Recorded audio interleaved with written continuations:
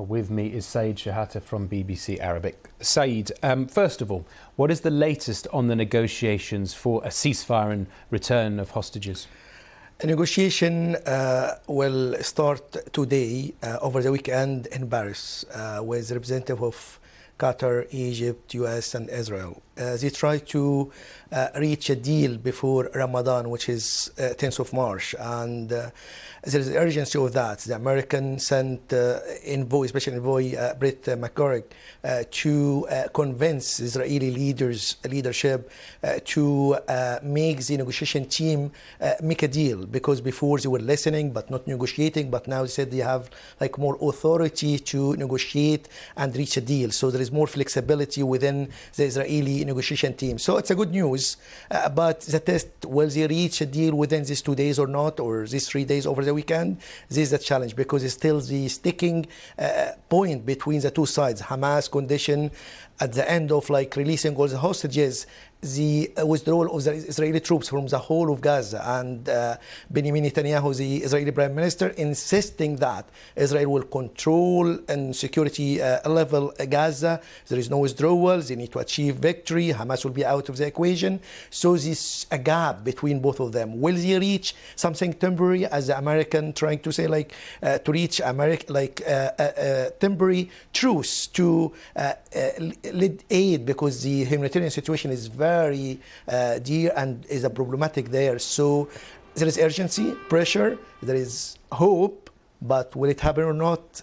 The next 3 days will tell. Yeah, and the 10th of March important because that's when the Israelis saying that they would launch an operation into Rafah, and yet that's unlikely to go without causing wider damage. And at this point, the UN is unequivocal, isn't it, about this humanitarian crisis? It is. According to the United Nations Office for the Coordination of Humanitarian Affairs, OCHA, there is many problems. First of all, 1.7 million displaced people. There is over 60% of the building of Gaza damaged. There is 2.2 million at imminent risk of famine. And there is about 17,000 children either unaccompanied or separate from their families.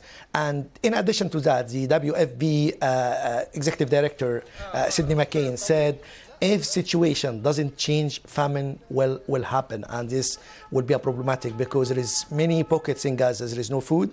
And I talked with some people from the humanitarian organization in Gaza, especially the Palestinian Red Crescent, and they confirmed that to have a meal every 2 days will be a luxury. So the situation is very hard. And this will put pressure on the negotiating teams in order to reach a deal, especially before Ramadan. Otherwise, it will be more demonstration in the Muslim world. It will make a rage from these different corners in the Arab world. And this will be not good for the American, and especially American try to, and President Biden, to please the American Muslims, the American Arabs, in order for the election next year, this year. So there is many pressure on America and Israel to do that. So the hope with looking at the humanitarian situation is the negotiation team will at least reach a temporary pause in fighting to allow more aid and to try to release some hostages. Yeah, and we've seen how difficult it is getting that aid in, just for the truck drivers, from that chat Paul had with Jamie. So